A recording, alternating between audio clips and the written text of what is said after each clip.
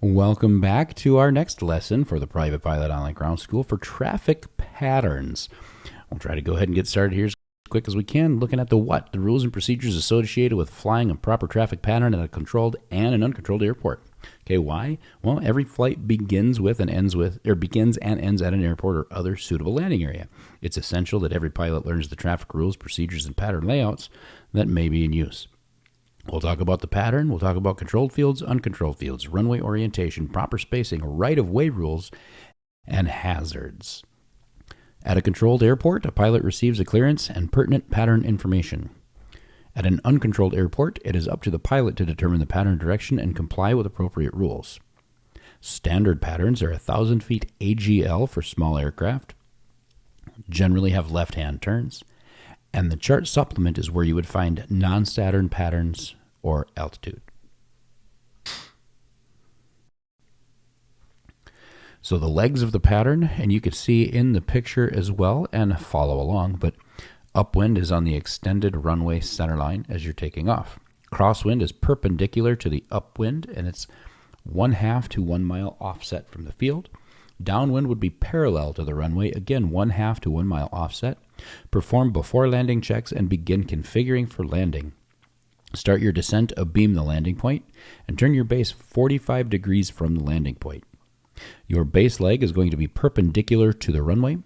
That's where you're going to adjust pitch and power to maintain your descent, and then lead the turn to final to roll out on centerline. Final is where you're going to initiate the final descent and maintain alignment and coordination with the runway. This should be fully configured, should have a stable descent, and you should verify the landing checklist is complete. So the pattern and the ground track is what we're going to try to work on and learn as private pilots. We need to fly a rectangular pattern regardless of the wind. So there are times we'll have to crab the aircraft into the wind, and we'll have to use our visual references. Upwind, we want to look behind us. Crosswind and downwind, we're going to have to use the runway as a reference. And then the flight controls is going to be 90% outside, 10% inside, 10% inside, and you're going to use small controlled inputs. And what the 90% outside, 10% inside means, that's what we're looking at when we're landing on visual. Okay. So the traffic pattern selection for a controlled field, generally ATIS informs you of the runways in use. Okay, so when you check the weather, it's going to tell you what runway's in use.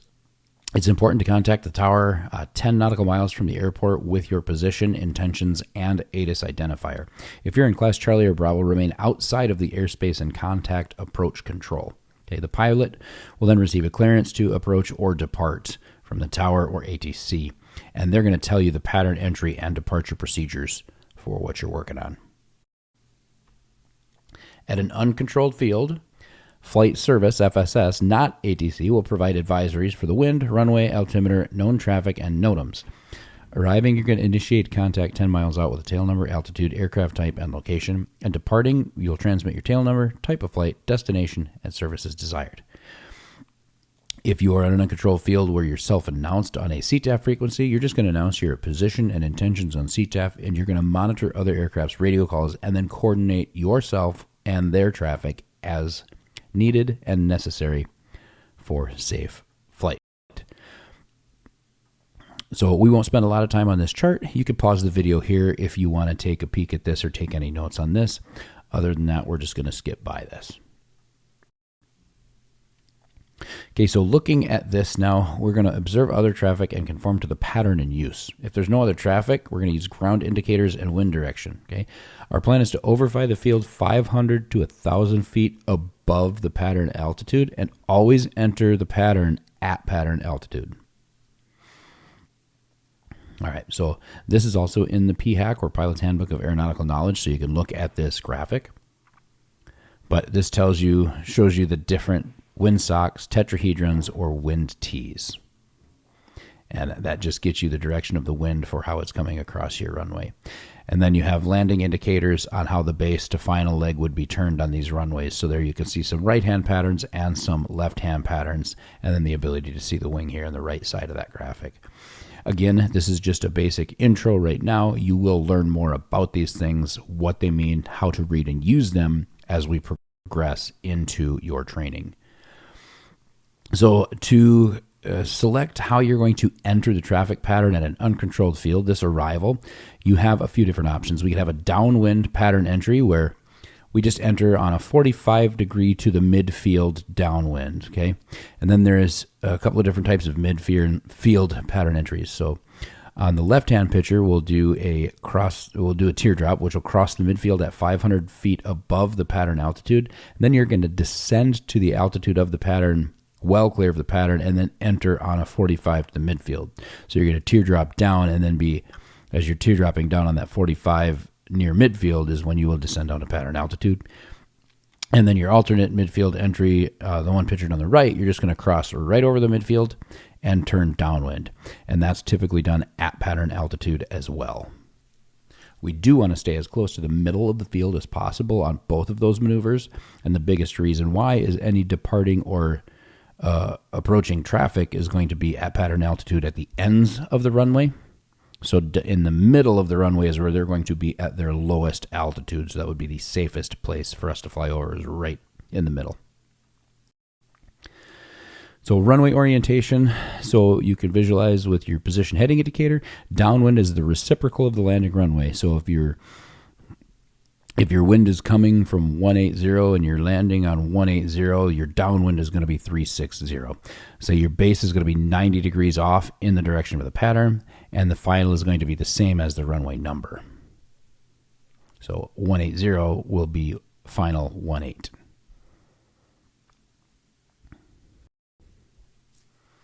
So in uncontrolled field, takeoff and departing, we're going to climb on the upwind leg, which makes sense. We always take off into the wind, so that's always our upwind leg. If you're remaining in the pattern, just turn crosswind past the end of the runway within 300 feet of pattern altitude. And then if you're departing, just continue straight out on the upwind leg and then exit with a 45-degree turn as in the graphic there on the right.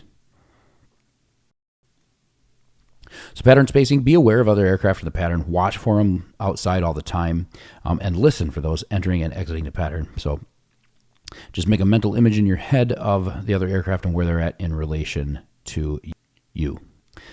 Spacing techniques on the downwind with an aircraft on final, delay the base turn until a beam or past the aircraft. Apply that same technique when turning upwind to crosswind. And if you're overtaking another aircraft, slow as much as practical and don't pass. Other options, you could do a 360 on the downwind, S turns, and then you can exit and re-enter the pattern if necessary. But again, remember, you as the pilot, especially in VFR, are always responsible for seeing and avoiding other aircraft. The right-of-way rules, as in FAR 91.113, an aircraft in distress has the right-of-way over all other traffic. Okay. Now, if you're converging the same category of aircraft, the aircraft to the other's right has the right-of-way. If you're in different categories, the least maneuverable aircraft has the right-of-way. So it goes in the order of balloons, gliders, airships, over airplanes, okay, etc. And then towering or refueling, the aircraft towing or refueling have the right-of-way over all other engine-driven aircraft. And then if you are approaching head-on, both or each aircraft alters their course to the right. Overtaking, the aircraft being overtaken has the right-of-way, so the aircraft overtaking alters their course to the right, okay? Landing an aircraft on final approach or landing does have the right-of-way. Multiple aircraft on approach to land, the lower aircraft has the right-of-way. However, you are not allowed to take advantage of either of those rules. So you can't hurry up and jump into final just to get the right-of-way, and you can't just drop altitude to get the right-of-way. That is not allowed per the FAA's regulations. So common errors in traffic patterns. If you fail to comply with the traffic pattern instructions, procedures, and rules, other ones are improper correction for wind drift, inadequate spacing from other aircraft can be dangerous, and then poor altitude or airspeed control could just lead to an unstable approach. So be mindful of those common errors and try to learn to avoid them while you're earning your certificates. So let's look at some of the hazards involved with traffic patterns. Wind shear, sudden drastic change in the wind speed and or direction over a short distance. Common sources are frontal activity, thunderstorms, temperature inversions, surface obstructions, or strong upper level winds. So abrupt changes to that horizontal environment and the movement therein, violent updraft and downdraft, and then rapid changes to aircraft performance can happen. Okay, microbursts, the most severe type of wind shear. It's a 1 to 2 mile diameter, usually about 1,000 foot depth, lasts 5 to 15 minutes, and downdrafts can produce forces downward at up to 6,000 feet per minute. Okay, headwind losses of 30 to 90 knots, and then there could be very, very strong turbulence and hazardous changes in wind speed and direction inside a microburst. The visual indications of a microburst: convective activity is very general, but intense rain, shaft at the surface, but virga at the cloud base. Ask your instructor to show you that sometime on a summer day, or me if you're flying, we will look at that. You'll see a ring of blowing dust possibly on the ground. And then major airports contain alerting systems such as LLWAS, TDWR, ASR9, or WISP. And many smaller airports have no wind shear or microburst alerting systems. So know where you're going, read ahead, pay attention to the weather in the area. All right, flying through a microburst, don't.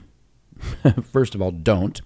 But this is what to expect if you were to do it, and it is generally and potentially very fatal. So flying through a microburst, the performance increasing headwind is the first thing you're going to notice, okay?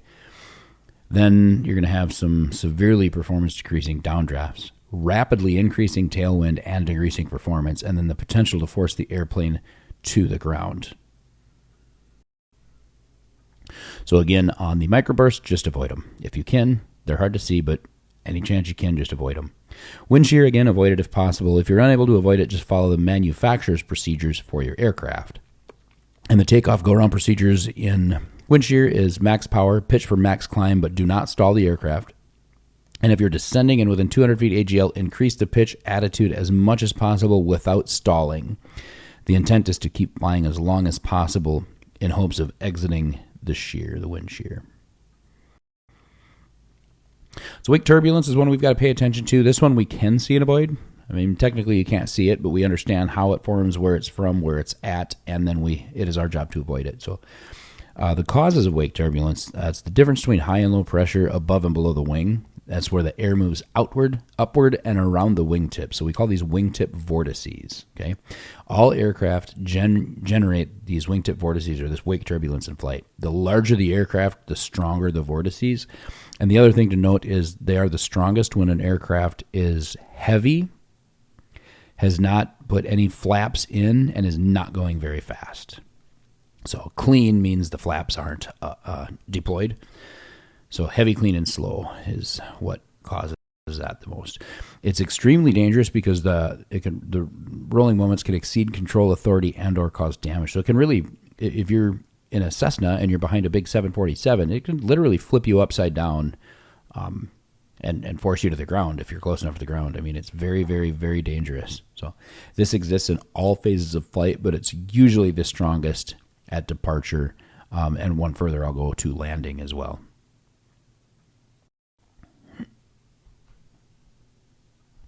So the vortex behavior on the wake turbulence, then, you can see in the picture here, it's generated from the time the aircraft leaves the ground until it touches down.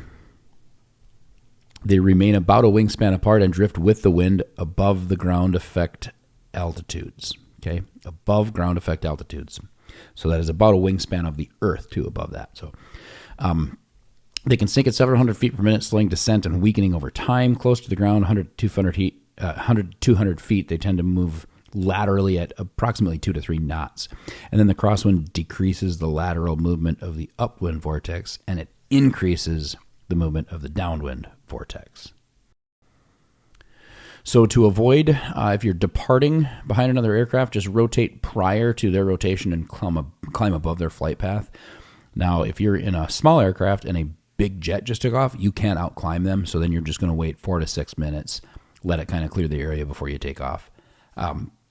You could also do an intersection takeoff, but be alert to larger aircraft operations on that runway. And then, again, it says here, wait 2 minutes after a large aircraft flying a missed approach. So I'd wait 4 to 6 minutes on the ground, but it does say here, wait 2 minutes after a large aircraft flying a missed approach. But personally, I would wait longer, and it's not any less safe to wait a couple extra minutes if you're in an airfield that will allow you to wait. So the dangerous part, remove them from view. Distractions can be dangerous. Sorry. Remove them from view. So if you have something stuck in the windshield or beside you, if it's going to distract you or take your attention away, just remove it. Okay. If it is a person, explain the situation and ask them to stop. So we do follow what's called the sterile cockpit rule, and that is during the critical phases of flight, which can be considered taxi, takeoff, climb, descent, and landing. And the sterile cockpit rule just means we don't talk in the cockpit unless it's an emergency that's going to cause damage to the aircraft or something. So we just ask our passengers rather, to stay quiet during those phases of flight. Okay. And then again, aviate, navigate, communicate. Just focus on flying that aircraft. So spatial awareness and disorientation now is another hazard. Extremely important, especially in the pattern. Just maintain that situational and spatial awareness and orientation. Know where you are and what's coming next, and stay ahead of the airplane. Staying ahead of the airplane just means that you're not reacting to the airplane doing bad things now. You are pre-planning and anticipating and performing your tasks before you get behind them, or behind the 8-ball, so to speak. Okay. Be aware of other traffic, where they're at, their altitudes, different things. Listen to those radio calls. And if your situational awareness, spatial awareness, or orientation is lost, just admit it and fix it. Okay. If you're disoriented, get to a safe altitude, airspeed, and a safe attitude, airspeed, and altitude. So get the plane upright, climb a little bit higher, and speed up a little bit if you can. So there's no harm in admitting you're wrong and being able to safely land, 10 minutes later. Go around is a good decision. Task prioritization. Divide your attention between the aircraft, your scanning, and your communications. No responsibility should take full attention for more than a short period of time. Understand what needs to be accomplished and when, and that's why we use our checklists. Okay, SOPs and checklists. Use them. Okay, recognize when you're behind and find a way to catch up. Attack the closest alligator, they say. If you get behind it, just take a deep breath and then catch yourself back up. And again, safety first. There's that phrase again: aviate, navigate, communicate. So that brings us to the end of this one. Again, like always, if you have any questions, pop them in the comments below. I'll try to answer them. If I am your CFI in person, you can ask me the next time we get together. And if I'm not, make sure to ask your CFI, because they can answer your questions. Like I always say, thanks for joining us on this short flight, and be safe out there.